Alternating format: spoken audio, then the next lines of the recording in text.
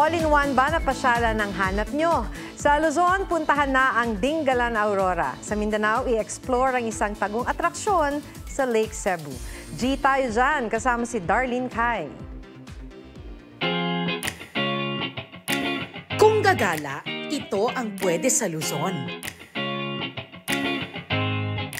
Mula sa pagsisid sa ilalim ng dagat hanggang sa pag-akyat sa tuktok ng bundok,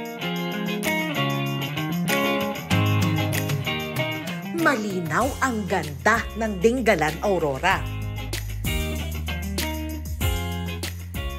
Mag-trekking sa rock formation. Sa kuwebang ito, pwedeng i-enjoy ang paliligo ng hindi naiinitan.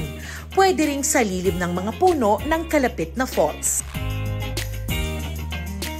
O magmuni-muni sa lighthouse, tanaw ang Pacific Ocean.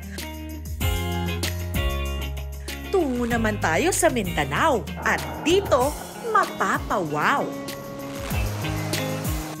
Tara sa tagong atraksyon sa Lake Cebu, South Cotabato. Sa kanilang water tubing, ika'y mapapasigaw.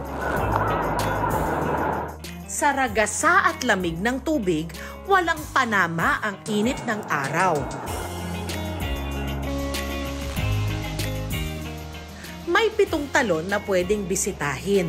Maligo dito, hindi pwedeng palampasin. At kapag napagod na sa kakaswimming, sa floating restaurant, pwedeng kumain. Darlene Kai, nagbabalita para sa GMA Integrated News. Huwag magpahuli sa mga balitang dapat ninyong malaman. Mag-subscribe sa GMA Integrated News sa YouTube. Sa mga kapuso abroad, subaybayan nyo kami sa GMA Pinoy TV at sa www.gmanews.tv.